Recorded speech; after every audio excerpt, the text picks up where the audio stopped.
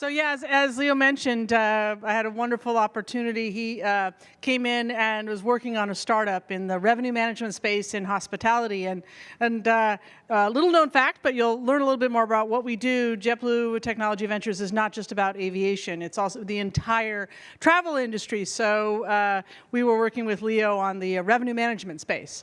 So today I'm going to spend about 15 minutes and give you a landscape of the travel tech from a couple of different perspectives. About half the audience here today is on the corporate side, our established companies, I should say, and the other half, of course, are entrepreneurs. So I'm going to straddle both sides to give you a little bit of tips and how to engage together. Now, it's interesting, the partnership with Plug and Play. So we launched JetBlue Technology Ventures. We first started scouting it out in late 2015. And I was sort of given the mandate from JetBlue. I've been at JetBlue for 15 years in a variety of different roles, mostly operations, airport, call center operations, system operations, flight operations, and I am still an active captain. I am a 190 captain. I just flew last week JFK to Buffalo. That's one of my often routes, and JFK Tampa and Orlando, DC to Boston. So there you go. You may see me on flights. I fly typically twice a month. So at any rate, I came out here. I'm originally from the Bay Area, moved here when Silicon Valley didn't really have a whole lot of silicon yet, and it was more orchards, and started my undergraduate career at Stanford. And since then, as many who move here, you just never want to leave. So even though I've been working for JetBlue for 15 years, I've basically been living in the Bay Area the entire time. So when I came out here looking for what's happening in travel tech, I will never forget this date, Amir. It was December 9th, 2015. That was the launch day of the travel tech vertical for Plug and Play. It was the first official, we hadn't announced JetBlue Technology Ventures yet, but it was the first official event that we went to. And so this journey of over the last 5 years has been in partnership with Plug and Play, and I'll kind of walk through that journey. So first of all, I know some of you are from here, but a quick orientation for those of you who are not. Silicon Valley, I've kind of put a picture here in terms of where the airports are. When we think of it as a valley, it's not really a valley. I guess you could somewhat say that's the San Francisco Bay. In the middle where the fog is the ocean, and then there's a little bit of hills on the other side. But it really is amazing in terms of the technology. You think originally a lot of it was started down in sort of Intel area down here in Santa Clara, and then gradually started moving up. We had Apple, Facebook, and Google, and it's been migrating even more up to San Francisco. So if you think about what is Silicon Valley, it really does span from San Francisco down to San Jose. And now it's starting to move more and more over onto the East Bay as well. And just in terms of locations, we are at Plug and Play here in Sunnyvale, right in the middle of where some of the established players are. JetBlue Technology Ventures, we are located at an airport that a lot of people don't realize actually exists, a small airport called San Carlos Airport, right along 101. So I encourage you, as you're driving up 101 to San Francisco, you'll see a Hiller Aviation Museum, and right next to that is where JetBlue Technology Ventures is. So why did JetBlue start a venture arm in the first place? Well, first of all, innovation, it's in our DNA. We're 19 years old now, a relative youngster in the aviation industry, and known as a bit of a disruptor. But now we're almost old school, it seems. And so our leadership was thinking, well, innovation is only as good as whatever is the next innovation. And how do we get out of our own way? And so the idea was to think about innovation from the outside in, as opposed to, we have an awesome team internally that does a lot of innovation, but we really wanted to think about innovation from the outside in. And there's a couple of business imperatives as to why. So JetBlue, for those of you who don't know, we're mostly on the East Coast and down into the Caribbean and Latin America, and on the West Coast. 103 cities. It's still very small, though, when you think about it. We are 5% of the US market. It's all public numbers, so I'm not sharing anything secret here. If you are a 5% player in an industry with very large other players, how do you think you will be around in 50 years? We intend to be around in 50 years, and so we want to be sure that we are on the leading edge, and through innovation is one of those ways. In a broad sense, not just in aviation. And one of the examples that I say about this is, imagine 75 years ago, what was Walt Disney? Walt Disney was an amazing man with a vision. He had a mouse in a cartoon. What is Disney now? Much more than just that. So what is JetBlue? We have this awesome brand, and how do we think about JetBlue in the entire travel landscape? Another thing that's important in this element is that disruption is really accelerating. And this is for all the entrepreneurs. It is so much easier now to create a startup than it used to be even 10 years ago. Whether you've got Amazon Web Services, Google Cloud, you've got APIs everywhere, you've got NDC, all of these things, and so it's so much easier. And at least right now, funding is also relatively easy to get. I will say relatively, compared to, say, 10 years ago. So there's a lot of startups that are happening. The next thing is, and the startups really do want to be disrupting the Fortune 500, which that's okay. JetBlue is a disruptor as well. If you actually think of 50 years, and I use that as an example to be around, if we look at the Fortune 500 now, only 12% were around 50 years ago. And what are some of those disruptive forces? So people think of the internet. When it comes to travel, it's very much around mobile and mobile devices. I'm going to give an example. So it was in 2007, only 11 years ago, that Apple came up with the iPhone. That is something far more disruptive, I believe, than even the internet. It built upon it, if you will. So in 2007, the top 5 global companies were big, large, oil, gas, automakers, the youngest of which being Walmart was born in 1962. Just 11 years later. And this is as of yesterday, because I looked it up because Apple and Microsoft and Amazon keep kind of flipping around. These are the top 5 companies as of yesterday in the US. About a month ago, I would have had Facebook on there as well, but that looks like Berkshire Hathaway has moved in and Facebook has moved out of the top 5. But look at the difference there. It's very much around technology. So this is a business imperative for everyone to be thinking about this. All right, so let's think about the startups. This is an actual slide from Airbnb 9 years ago. They were coming out in the valley. There were 3 guys from Rhode Island, not your typical Silicon Valley startup guys, and they were trying to raise $500,000 so that they could do a test with 80,000 trips or customers, if you will, and they would raise $2 million. They would get $2 million in revenue. People thought they were crazy. Who would let a stranger in your house? They went to 83 venture capital firms, I believe, Saeed, they came to you, didn't they? And you said they were crazy, didn't you? Tim said they are crazy. So even plug and play passed on them. But Y Combinator gave them a last-ditch effort. They got $100,000 for 7% of the company. Amazing, huh? That company, I think the latest valuation now is $32 billion. Putting that in perspective, JetBlue's market cap right now, granted, valuation for a private company is a little different than market cap. I'll call it apples and pears instead of apples and oranges. JetBlue's market cap is $6 billion. Airbnb's is $32 billion. Now you understand why we're in this travel tech ecosystem. All right, so what should we be looking at? What should we be investing in?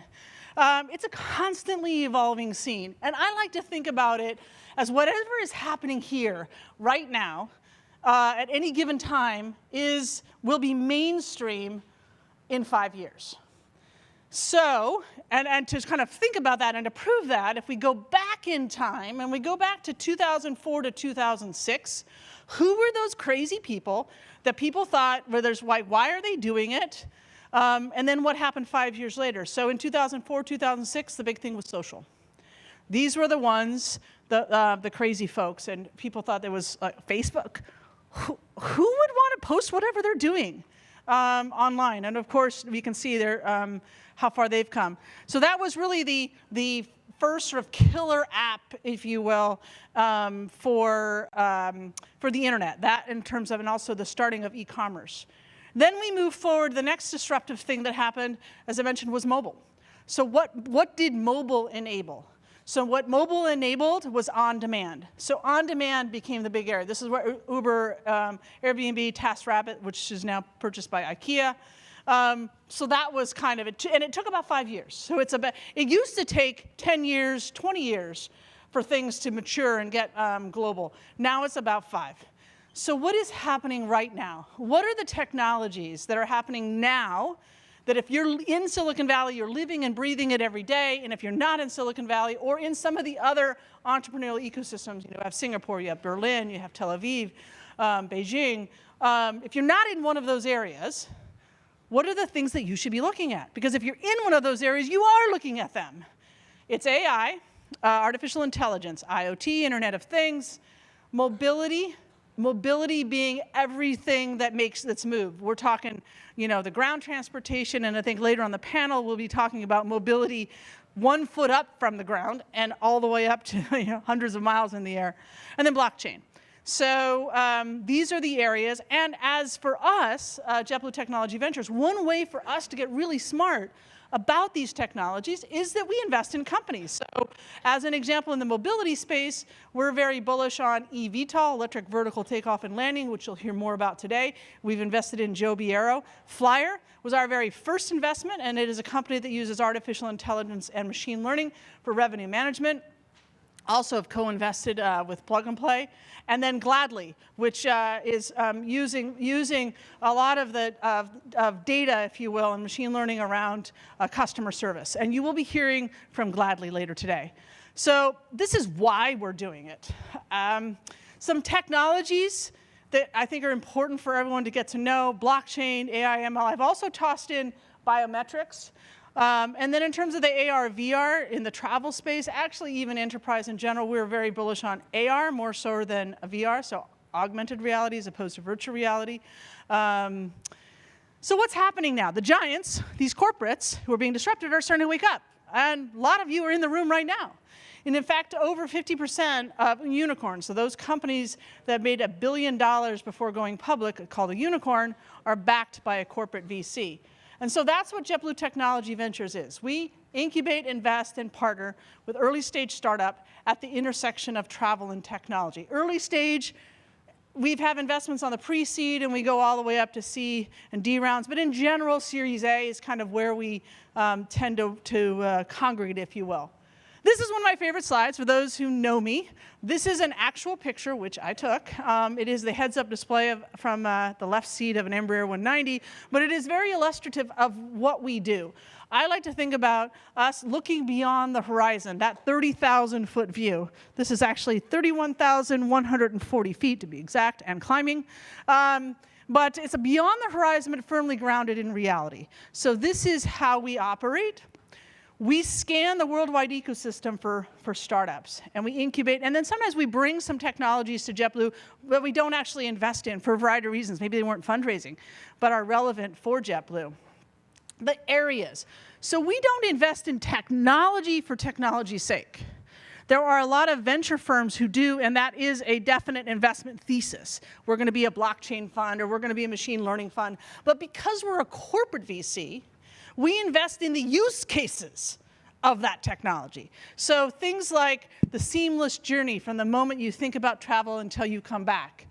Or technology-powered magnificent service. This is where how do we empower our employees, our crew members, to deliver great service. This is where Gladly comes in, by the way. Future of maintenance and operations. This is very specific to aviation.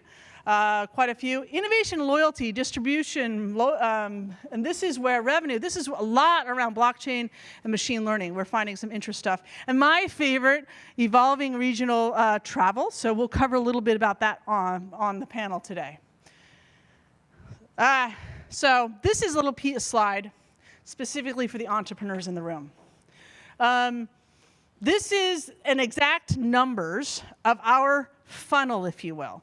The funnel of, and this is as of last month. So we're trying to hit 4,000 startups over the last 3 years. We'll probably close at 4,000.